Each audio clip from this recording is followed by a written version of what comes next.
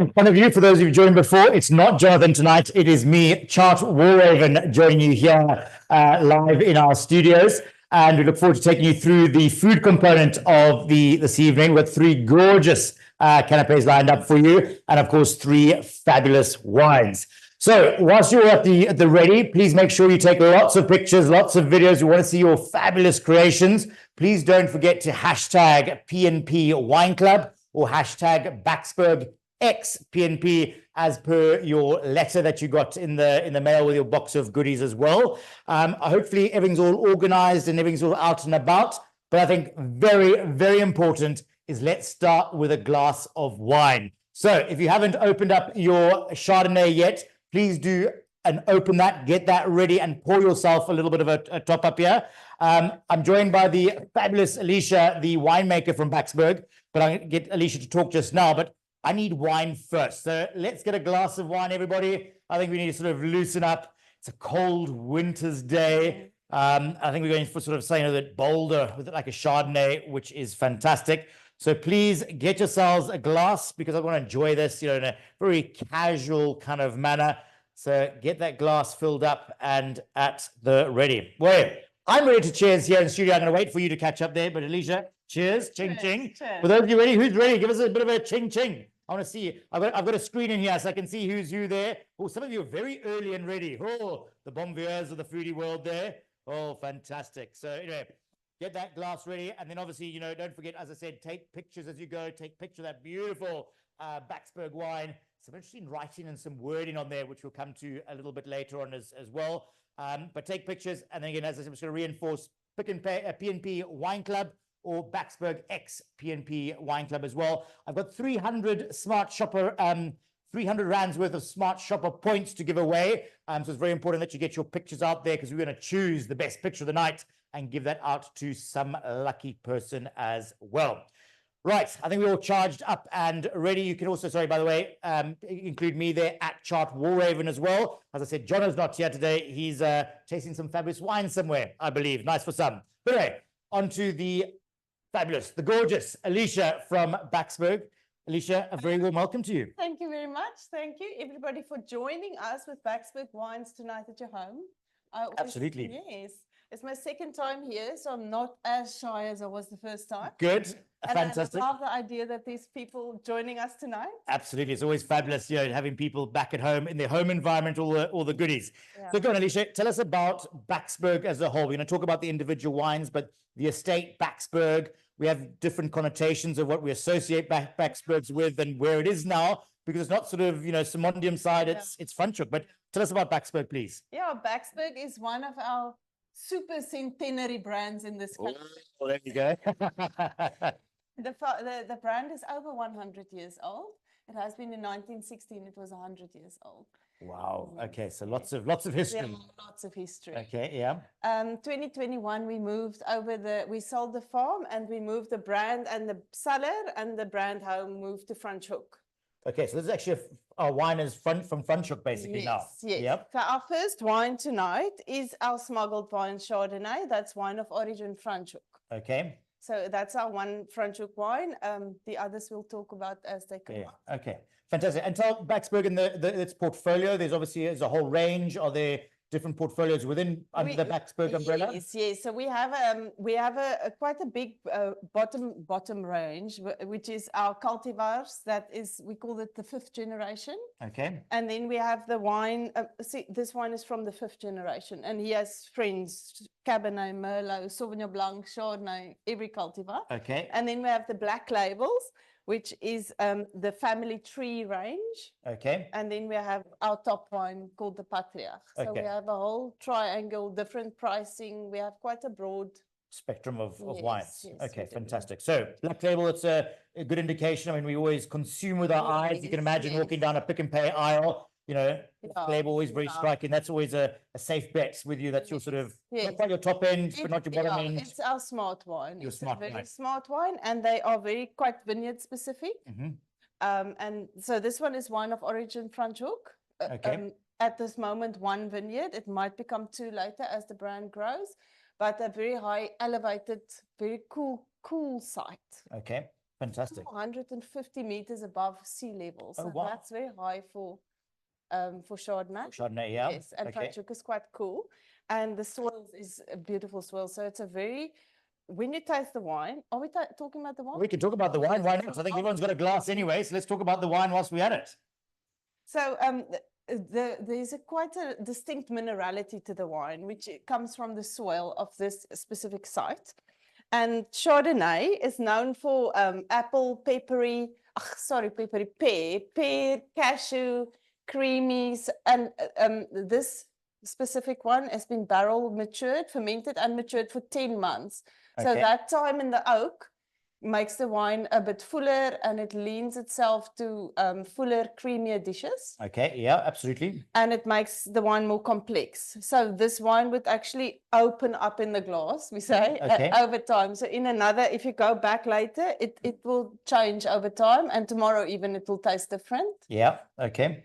So there's quite a lot of layers. Layers with it. Yes, so but a lot of citrus fruit, pear, ripe apple, and minerality is very strong on the palate. Well, lots of wonderful flavors, which I hope you all picking up at home as well. If you've got any questions, and we obviously put you on mute, as you can all probably see, but if you've got any questions, please pop them through. We've got a screen that will pop up with your question, and Alicia and I are here to answer any questions. One thing that always comes to mind with Chardonnay is there's always that famous club, the ABC Club, which is always known as anything but Chardonnay. Not everyone enjoys Chardonnay, but I think Chardonnay as a whole has become lighter over the years. In your winemaking profession, do you think that's really come to light as much or not so? Yeah, when you say lighter, people refer to the oaking of the wine. Yeah. So there was a time when Chardonnay was over-oaked. It's still quite an American trend.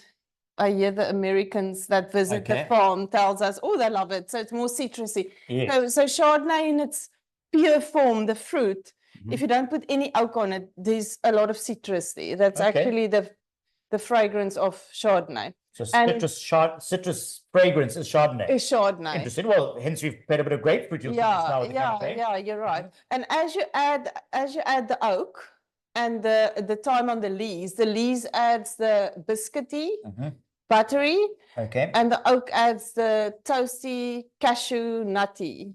So the age adds flavor, and later even honey. Oh, some honey coming later. So Chardonnay is our one white variety that can age very long in a barrel, in a tank, versus Sauvignon Blanc and Chenin that we bottle very quick. So they have primary fruit flavors. While this one has a lot of secondary fruit flavors. That's why it takes quite a while to develop. Okay, fantastic. Well, and it can age longer, much longer. Oh, Chardonnay always knows you can really age there now. So we're going through here. To tell us a little bit of what is happening at the farm now. What is your setup or your dynamics? I think winemaking is changing in itself. Of you can do it somewhere else. You don't have to necessarily have a farm.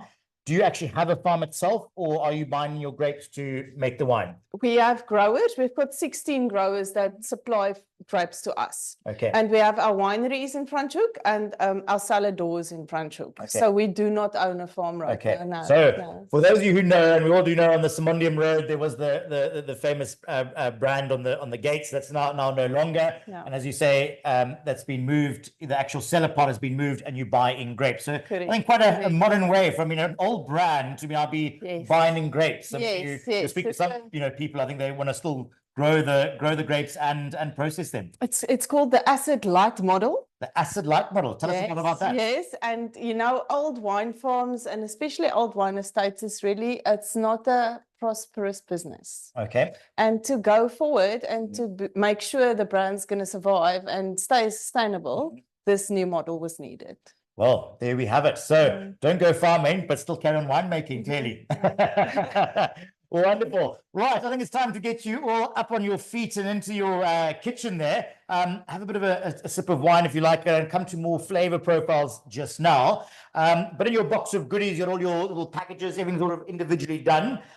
So let's get ready with the first canapé, please. So that section of ingredients that I would like you to sort of get out, I'm going to put them in front of me here, and it's made up of the following. It's got some lovely little Parmesan biscuits, which have been made up. All your ingredients from your local Pick and Pay. These have been made up with ingredients of Parmesan, butter, flour, basic staple ingredients that always works well. We got some Glenrothier Gruyere cheese. You got a spiced cashew crumble that we've made for you. We've got a little bit of apple and vanilla gel. And then we've got some dehydrated grapefruit segment as well. So those are the components that are going to make up this dish. And lots of flavors that you're talking about. You've spoken about apple in the Chardonnay, the citrus notes in the Chardonnay. Yes. So lots of wonderful complementary flavors bridging together. Yeah. So in front of you, let's open up your packet if you haven't of your biscuits and pop those in front of you, please. And we're going to start sort of building that up bit by bit. So Parmesan biscuits at the bottom there. How are we all doing there? Oh, some of you looking very relaxed at home. Oh, some people look like they're like in the North Pole. It can't be that cold, is it? Really that cold? Who's that? It's odd. Well, there, it looks like it's very cold where he is, wherever you are dining in from. But anyway, thanks for joining. So to our Parmesan biscuits, what I've taken is our lovely apple gel. Apple juice, straight from your local store. We've put a little bit of agar, that is seaweed. And the beautiful thing about using seaweed, it's the vegetarian alternative of gelatin. It sets at room temperature. A little bit of vanilla, that's just going to round that off beautifully. I'd like you to take a pair of scissors and just cut the tip of your piping bag out. I suppose any sort of side went, but the sort of elongated side of your triangle would work. And it's entirely up to you. I'm going to give you two options. You can do one big blob in the center if you really want, if you're not very, chefy or bon vivant like, or you can do lots of little squidges here, there, and everything. What I love and what I think is always important with any canapé or any mouthful of food is you want a bit of the biscuit. You always want a bit of the wonderful sort of gel. You want the segment. You want the cheese. You want everything, every single mouthful. You don't want sort of one mouthful lopsided, full of cheese or, full of the apple puree. You can make a circle. Oh, you can make a circle. Yeah. Well, the winemaker's telling you what to do now. That's quite fine there. That's all right. So we're going to put a circle around here. There we go. Lots on there. Thank you. All right. So you can do one big dollop or lots of little dollops on that there. So I think that's quite straightforward and easy. You're looking confident so far.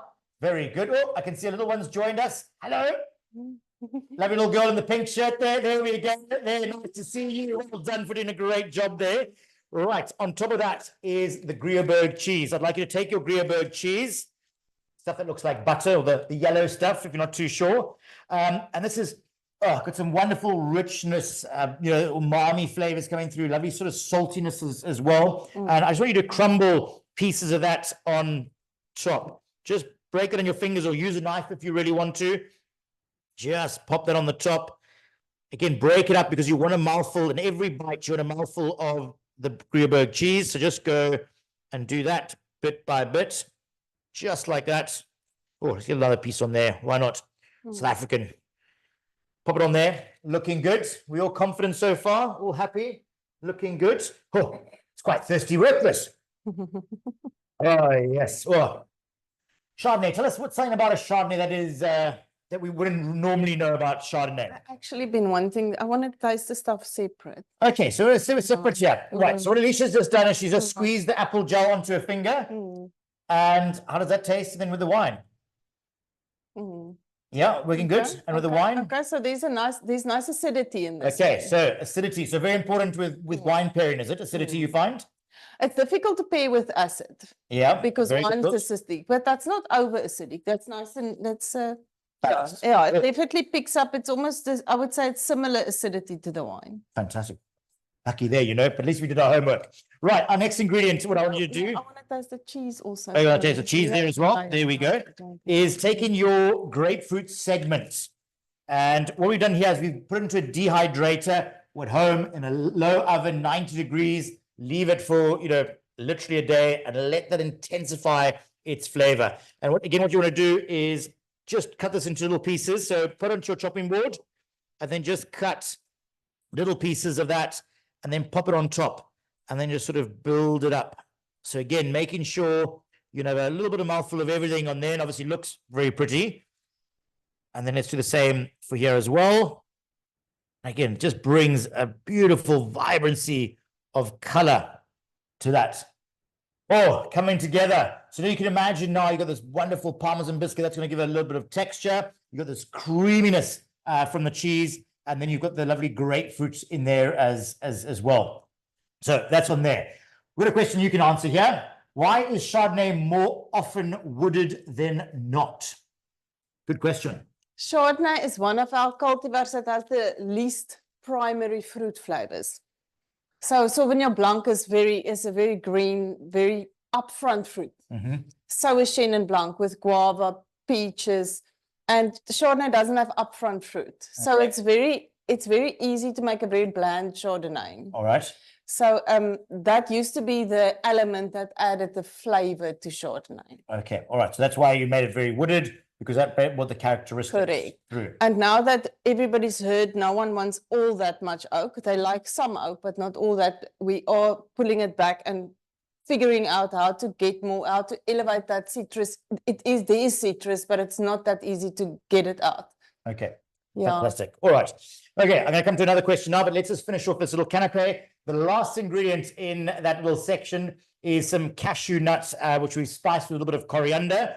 And what I want you to do with that is you could just pour a little bit of that into your hand if you like, and then sprinkle that onto the top.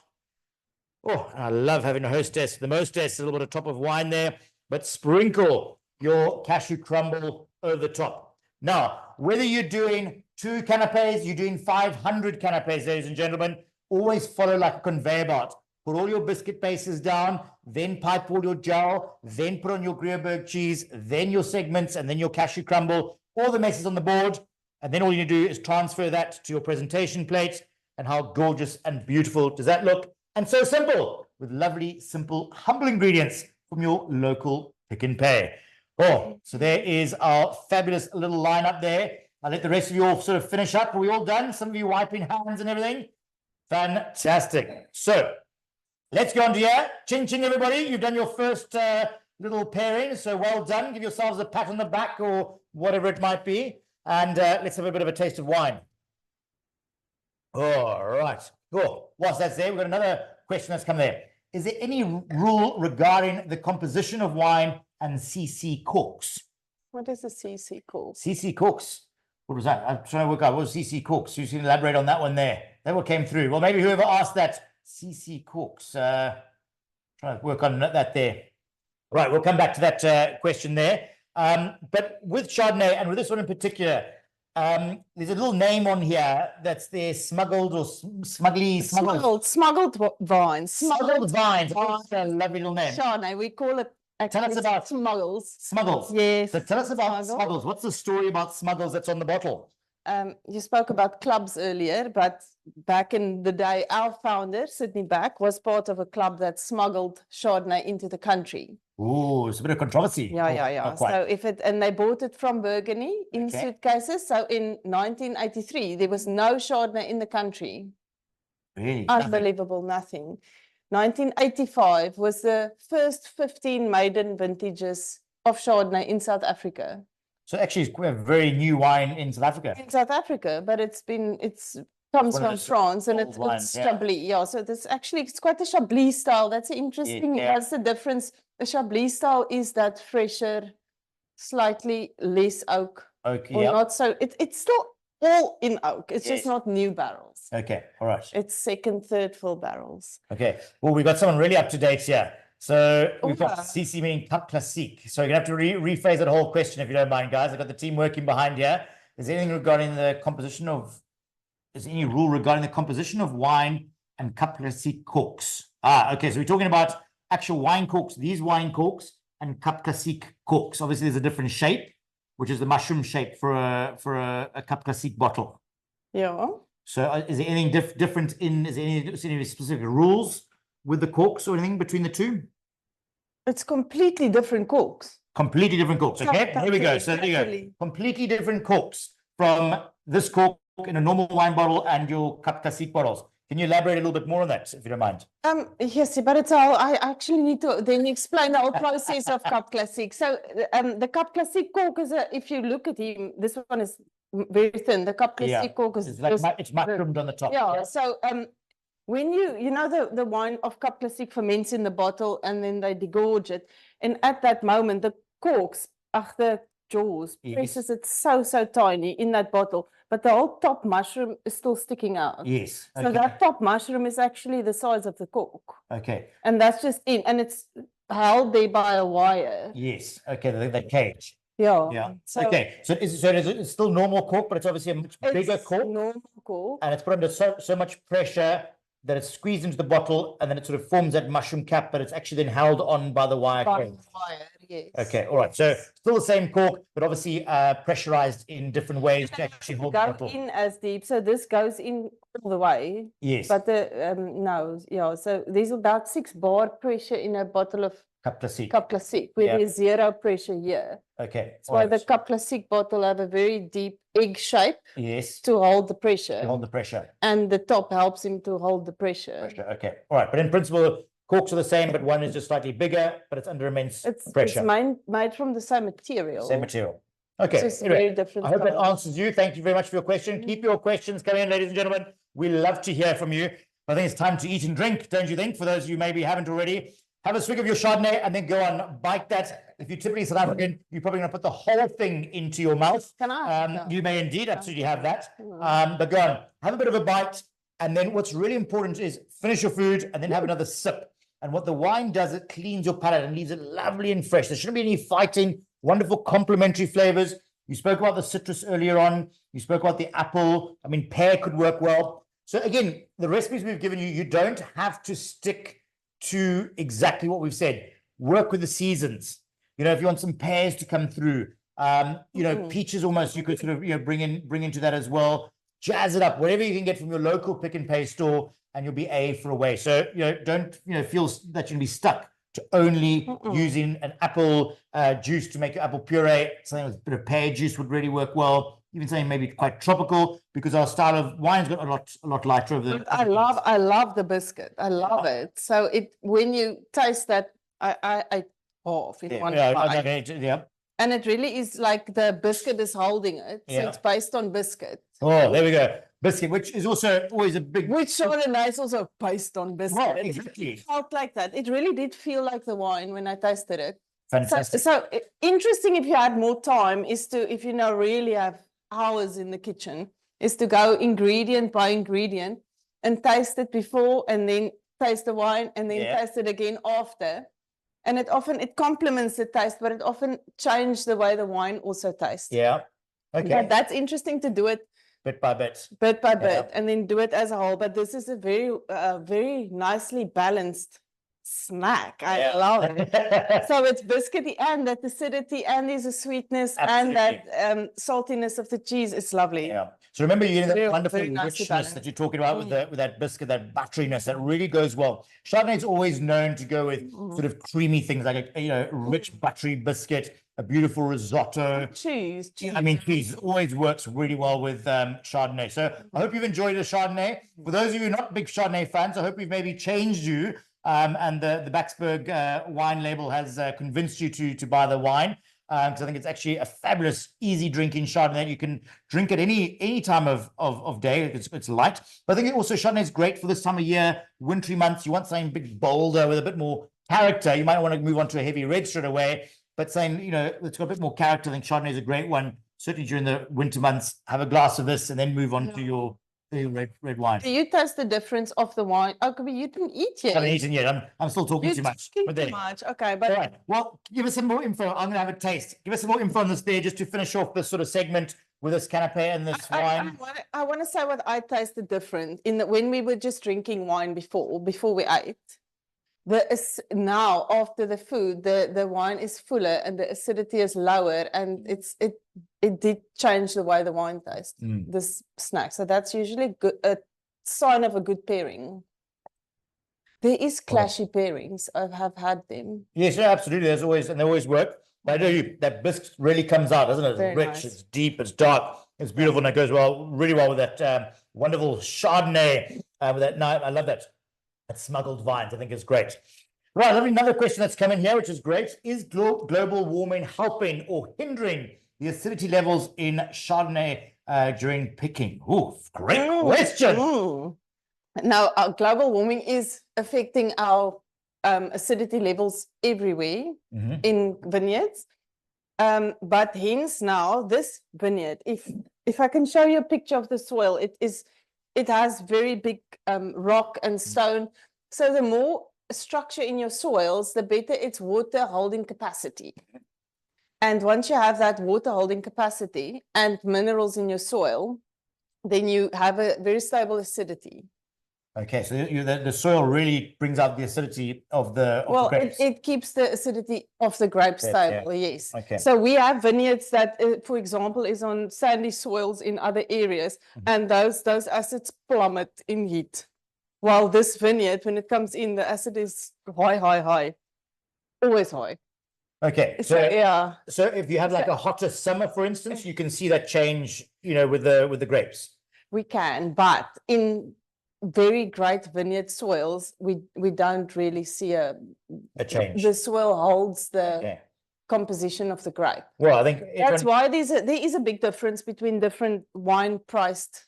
The price of wine does tell you more or less what the quality of the fruit was. Okay, so everyone always talks to the French word, the terroir. Yeah, it's so important about what's going to make the wine is very important, and we pay according to that. And this is a very, very good terroir. So right through in the last, I've made it now for 3 years, this vineyard, and never, I've seen all my other grapes affected by acid, but never ever had to add acid or had an acid dip.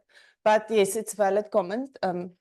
Fantastic. Well, it's sign of the times, I guess, and we just got to sort of roll with it. But it can't affect our wine. But as long as it maybe enhances our wine, more importantly, I think is very important at that. Anyway, I think we're all done with our wonderful Chardonnay here with that gorgeous Parmesan biscuits, and I hope you enjoy it. Everyone very happy there? We've got a few thumbs up along the way. The combination worked for you all? Yeah, happy days. We've got some happy campers out there. Fantastic. Lovely to see group of people, hats on and everything. Wonderful. Right. So I think we need to get on to some red wine. I think we need to sort of, warm ourselves up and get that going. And we're on to our next one, which is going to be a Shiraz. So if you haven't opened up your Shiraz, please do so. Let's grab that bottle, pull the cork open, and let's have a look at that wine, because I think that's going to be something really to get you going on this year. Now, Shiraz, we all sort of love saying that's, we always associate it with the big, deep, bold kind of flavors. Oh, yeah. Backsberg red wines as a whole, are you got a specific style as in general, or not really? You sort of, stay quite linear with the varietal. I do like pure varietal expression. And yes, the fruit intensity is also, it depends on the vineyard. But let me talk about the Shiraz. So that is Shiraz fruit, berry, cherry, and also a black label. So he gets fermentation time of about over 20 days. So he stays very long on his skin. Okay. So that is more extracted than, say, the Merlot that will taste less. Yeah. So extraction happens in the fermentation tank. Okay. And that you can decide when it's enough or when you want more. And that's just something you have to read in the harvest.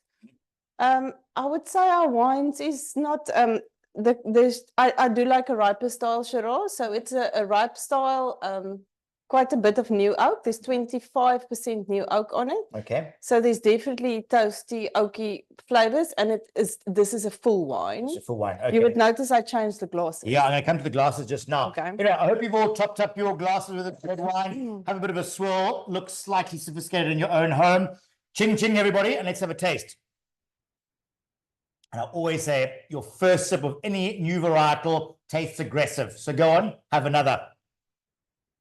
Aggressive. Oh, and if you, alcoholic, it's now time to put your glass down now. So that's that red wine that we've got there. So Alicia, with the Shiraz now, what you might have noticed up front here is we've got a completely different glass. Do glasses make a difference in tasting wine, or is it all a bit of, hogwash? No, they do. Okay. One of the best tastings I've had don't think I can say by the glassware company, but we had different glasses, and you'll see the mouth of the glass is different shape. Yes. And we had actually a tasting with water. And then you realize what the glass does. Okay. So the size of the top is the way it hits your tongue and your palate. Okay, yeah. And where do we taste on a tongue? Where do we taste what? The sweet at the front, on the side, the bitter. Yeah. So a very big difference. If we drank that red wine out of a small glass, you can. Yeah. But then the wine is going to taste more acidic. Okay. Well, when you taste it now out of the wide mouth, you get the wine in the side of your palate. Yeah. And you taste the fullness, and you just taste the phenols and the fullness of the red wine. Okay. All right. So very important, according to you, that your glass really makes the wine stand up and makes a big difference there. Well, if you at home have got a different wine glass, you've changed things up a little bit, please let us know. We'd love to hear what you've done, what glass you might have as well, or something in particular that is really important to you that makes the wine sing better. And I mean sing better because, we all enjoy it and we all get quite merry as the night progresses. But let us know if glasses are important to you. I do think it makes a big difference. To me, it's about the density of the glass, or the thickness of the glass. I think it really is important. Because it's sort of a mouth feel. But yes, you're talking about what's actually really important is the size of the aperture of it. Actually falls, the volume it falls in your mouth, yes. But it's a great experiment to do it with water. If you have different wine glasses, to put some water in your glass and feel how that water hits your palate differently. Well, that's actually something I've not heard.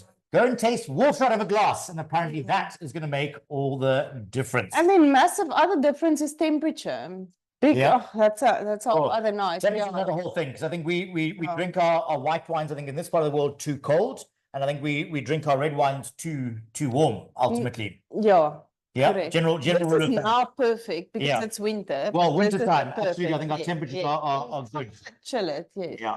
Oh, chill it. And you'd recommend your Backsberg Shiraz just chilling that slightly? All of our red wine should never be over 18 degrees when you put it in so our room temperature is often 25 in summer. Way too hot. So 18 degrees for your red wine. Well, for those of you out there, 18 degrees it is for your red wine. It's been spoken by the law here. Right, on to our next little canapé. Let's get you guys back in the kitchen, or some of you seem to be at the dining room table, some of you out and about. Looks like someone's got sort of wonderful sunshine or sort of light and what have you out there. But let's go on to our next lovely little canapé, which is going to be an Asian inspired duck component. And what we've got there is some lovely wonton skins. So the things that look like crackers, those are the things that you need. Then you've got some lovely duck confit. Oh, I love duck confit. Just think of like a little duck in a spa bath in oil, just sort of, bubbling away very gently and very sort of lightly. Oh, becomes moist and succulent. Then we've got some hoisin plum sauce, a little bit of Shiraz salt. We've got a radish. And what we've already got for you done is some very finely julienned carrots and leeks. So those are the components which I'd like you to get everything all together with and put that in front of you. And the first thing I want you to do is get some kitchen towel. So grab some kitchen towel that hopefully you've got at the ready. And I'd like you to drain your carrot and leek that we've all cut up for you. Oh, the chefs have certainly been busy. And let's get all excess water taken out. So we can just sort of dry that just like that there. So that's what you need, everybody, is that all drained off as your leeks and your carrots. Let's drain that excess off there completely. It's almost like this could be like a, sort of a home channel kind of thing, like looking into everybody's homes. It's so nice to see beautiful big thatched homes, guys in offices, in the kitchen, all over. It's really fantastic to see you all there. And again, thanks for joining. And don't forget to keep taking lots of pictures. Hashtag PNP Wine Club. Hashtag Backsberg X PNP. Don't forget, there are 300 rands worth of smart shopper points to grab as we go at the end of the evening. Once that's drained, I'd like you to open up the packet that has got your wonton skin. So what we've done here is we've deep fried your wonton skins, and it's got this wonderful texture that's gonna bring. So that is a South African sized portion, what I might add as well. We're definitely not shy to have beautiful big portions here, but that's basically going to be our wonderful base to work from. So pop those two in front of you, just like that. Wonton skins, looking good. And then from there, what I like you to do is divide up your carrot and your very finely sliced leeks there, and pop that straight on top into the center of your wonton skin, just like that. And then get rid of your kitchen towel there. All right, we're all following, and all you can see is we're just building up layers. And as I mentioned, if you're going to be making 200 of these, what you need to do is put all 200 skins out, and then put a teaspoon of each of your carrot and your leek on there, and then just keep building up as we go. What I'd like you to do next is take your duck confit. And for those of you not having your duck confit, you've got a lovely vegetarian option, so you can take that and have that at the ready. So let's open that. And what I'm going to do, I'm going to get quite fancy, is I'm going to put them into the bowl. I think it'll just be easier to sort of scoop out, but it's entirely up to you. It's not essential. So duck confit, as I mentioned, it is slow cooked duck, basically, in fat that has been submerged in fat. So it's like deep frying, but at a very low temperature. And very typically at a restaurant, what you'd have is that's been confit, and then they fry it to get this beautiful crispy skin on the outside. And all you need to do is take that bit of confit that we've got, it's lovely and pink still, and then just sort of mound it on top, get a little bit of height with it as well, because everything's all about presentation. So build that up as you go. Oh, and the smell of a duck confit, usually done with a bit of herbs and spices and things like that, it really is a fabulous addition. So pop your duck confit on there as we go. Oh, looking good. Right, then your radish, ladies and gentlemen. I'd like you to take your radish and your paring knife. And what we're going to do is we're going to do some slicing, or we're going to turn into a lovely little julienne. So take the top off and pop that to the side out the way. And then you can do a couple of slices. The thinner, the better. So really nice thin slices. Let the knife do the work. Really important when you're cutting. The knife glides through the ingredient, not you sort of forcing it through. Just let it glide effortlessly through. So a couple of slices is what you need. And then pop that to, then stack everything up together like you're going to poker, but not tonight. And then I want you to do is very thinly slice the radishes. And what I do is I actually use my nail as a guide. So the first, what I call the bar of my finger, I use that as my sort of resting point, and then I duck everything behind, and then I slice on that ever so effortlessly and protect the tip of my finger. And there we have this beautiful sort of julienne of radishes. And once you've got that, take that little julienne of radishes, pop that on the top to get a little bit of, height. And there's a wonderful freshness to it, also a bit of earthy tones that come through that. Get creative. That looks good, just like that. Oh, you're very much about in tasting the ingredients. Some in the winemaking process. I mean, do you go physically and you go and taste your grapes and before they come in at all the different stages? Yeah. Okay. So very important stage there. So every single thing I put in the wine too. Really? So every individual component. And is that quite a general thing that a lot of people do, or do people sort of just, wing it and just say, oh, we'll just make it happen? Those grapes though. Yeah. Okay. So it's a very important part is tasting grapes. All right. So you should have your carrot at the bottom, duck confit, your radish. And then what you do is you've got your hoisin plum sauce. What I do is just nip the top of that over. And then what you're going to do is pipe little dollops. Oh, one big dollop, it's not up to you. But remember, as I said, I want to have a bit of a taste of everything in each mouthful.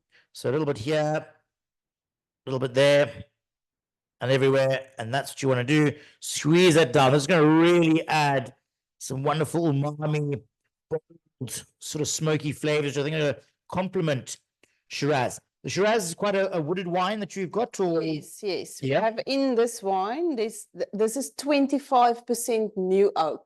25% new oak. Yeah, that's a lot. Okay. Yes. All right. So lots of new oak coming through there. A lot of toastiness and vanilla and black pepper in Shiraz. I was actually looking for the black pepper. Okay. And I think it's the radish. The radish is going to get that lovely Radish, peppery yeah, peppermess, it- and the it duck does. confit will have a little bit of that as well. Okay. Yeah. And then your last ingredient that you got is Shiraz salt. Obviously, the Shiraz that we've got here, we've just flavored our salt with that. So pop that into your hand and then go on. Have a little bit of a sprinkle or a bit of a salt bay moment if you really want to. Entirely up to you, but get that seasoned. And saltiness, not because I want to taste the salt, but what salt brings. Salt draws the flavor in the duck. It brings that wonderful, the hoisin plum sauce together. Salt really brings flavors. Not always a wine's best friend with pairing. How do you make a salt and dry it again? So what we've done is we've taken the wine, reduced that. Yeah. And then you just put it into, and then it literally dry, you basically dry it out. And then it'd be sort of, you got the intensity of that becomes the solids, and then you put them to salt and done. And there we go. Take your little canapé and put that in front of you. And how gorgeous and fabulous does that look, everybody? Oh, we all managed to do it. Fantastic. We're all happy. Oh, cheers there. Someone's lifted theirs up. Thank you very much. So on to the tasting of that there. Take your glass, have a bit of a swirl, and then go on. Eat, drink, be merry. Enjoy that wonderful combination of a Shiraz with the duck confit and that hoisin as well. So now that the wine's open quite a bit, do you smell the black pepper there? It's a lot of black pepper is starting to come through. Very, a lot of black pepper. Let us know what other flavors you've got. Please, keep telling us what you might be smelling, might be tasting. I'd like to hear. I don't think we're talking nonsense, but it's always interesting to see what people actually pick up and learn from. So if you've got anything that's completely different, please let us know. I would like to know what you're smelling, what you're tasting. But have a sip and then bite into that canapé. It's quite sort of monstrous, so break it up and enjoy different components of that there.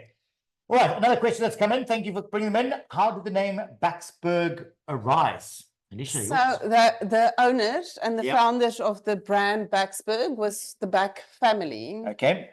And we were in the Simonsberg Mountains. So most of our vineyards was against the Simonsberg Mountains. Yeah.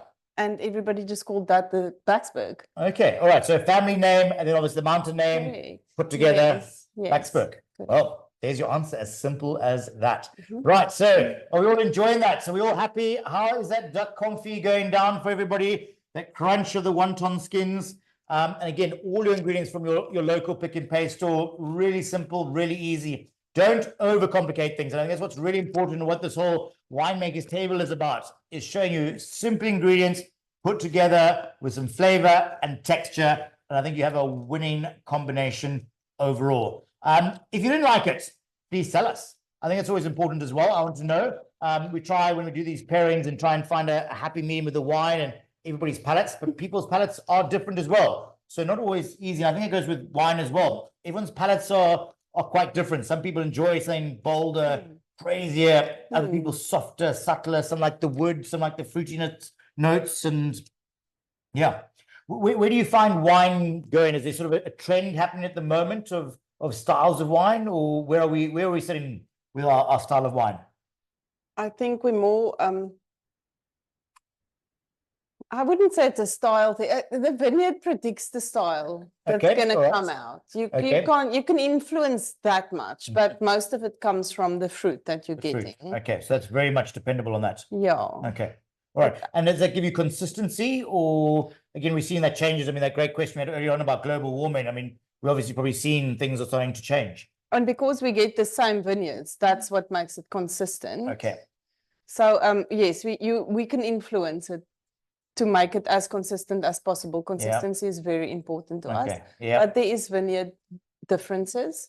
Okay. And with like a Shiraz, if we bought a previous year or a couple of years, before, consistency is quite similar in terms of the profile. You're talking about that now. That's very important to you. Correct, because we use a similar oaking regime. We would call it similar oak barrels, same vineyard. We can, and always before bottling, I would go and check the wine compared to the previous one. And yes, we're trying to stick to our style. So no one's going to be surprised when they get the bottle. It's not going to be very different. Very different. Yep.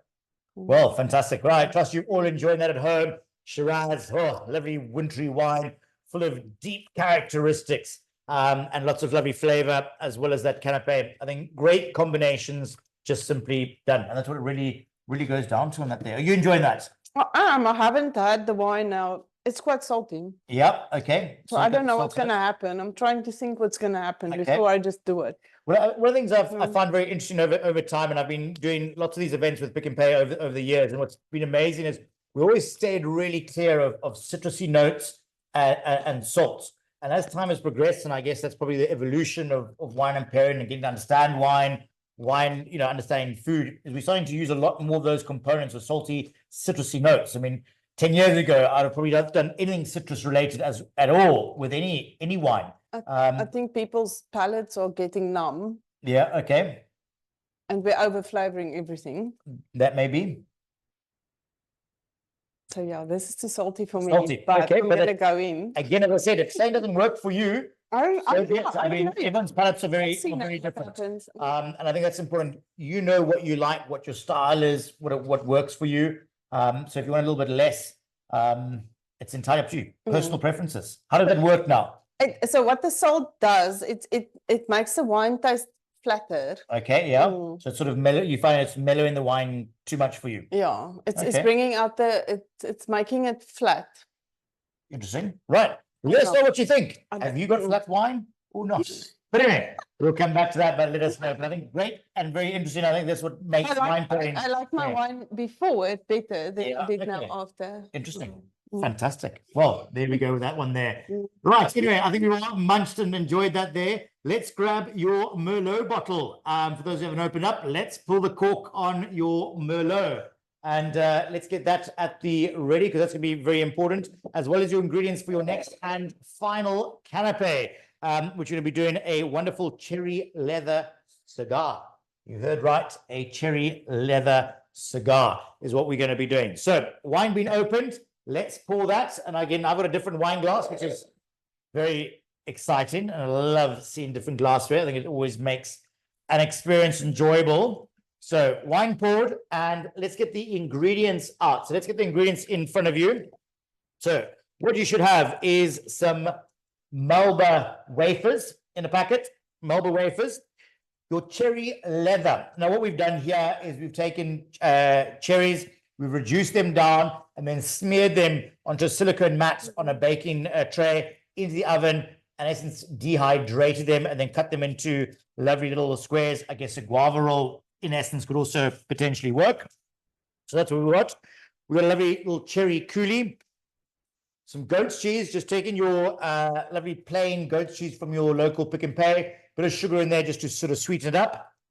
We've got some chocolate, and in the baking aisle we've got some minted sugar. So those are the components that we've got, and obviously hopefully your Merlot as well, which we'll have at the ready very shortly. So let's start by opening up your wafers, please. So open that packet and let's put those wafers to one side. And this is going to be sort of our vessel, our carrying device for our little dessert option. And the next packet we're going to open up is your cherry leather. So let's open that up, and there should be 2 sheets of this in here as well. It's cherry leather. So cherry leather, it's basically, just think of pureed cherries dried out. Okay. But not to a point of where not to a point of where all the moisture's gone out. There's still a bit of moisture. You might want to sort of cut your plastic on 3 sides and open it up. It might be a bit easier. I was struggling here. You don't want to tear that leather at all.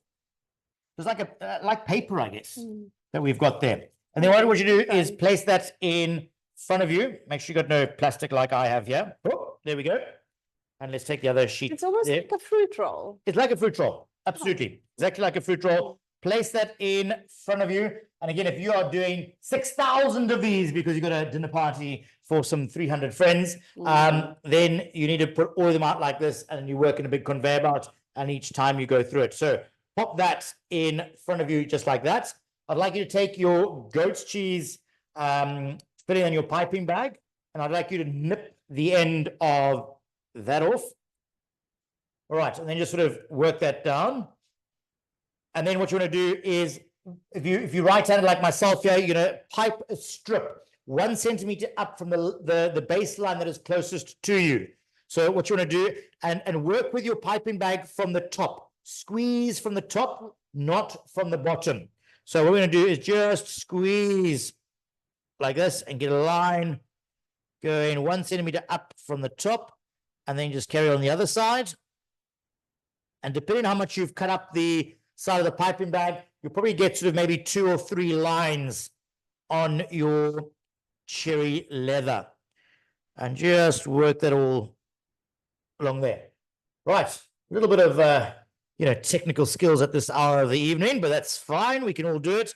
I'm going to put one more directly on the top. So I've actually managed to get 3 thin lines of goat's cheese on the top, just like that.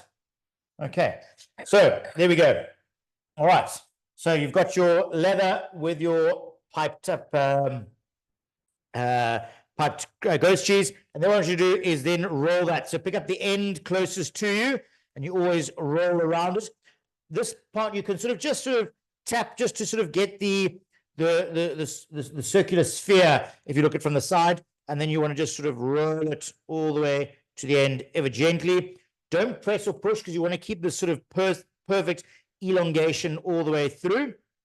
All right, and same with the other one as well. Let's pick that up and then roll that there, just tapping that down very slightly, and then roll that all the way through, and pressing that down ever so slightly, and you should have 2 lovely little logs like that.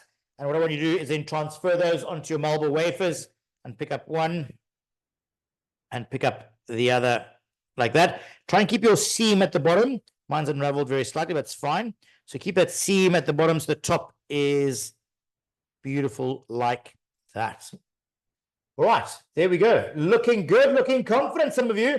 Oh, I love it how you're all just sitting there relaxed and what have you. Right, we've got a little bit of goat's cheese left. Let's just sort of squeeze out the excess out of your piping bag and put a couple of dollops. Now, presentation-wise, always in your odd numbers. So 3, 5s, or 7s. I'm just going to put 3 little dollops on top here. Oh, like that. From a bit of garnish presentation perspective. There we go. Oh, look how beautiful that looks. So 3 lovely little dollops on the top like that. And then you should have your cherry coulis as well. So just nip off the end. And then go on in between that, or next to your goat's cheese on top, a little bit of a squeeze. And there's a wonderful cherry gel. This really starts making some beautiful little blobs on top. Just like that. Oh, coming together so beautifully. And then on top of that, what we're going to do is let's get a little bit of this mint sugar that we've got. Pop that mint into your hand. Always find it's much easier. You're in control. So you don't get too much sugar. Have a little bit of a sprinkle. Oh, it's like Christmas almost. Oh, Christmas in July usually, isn't it?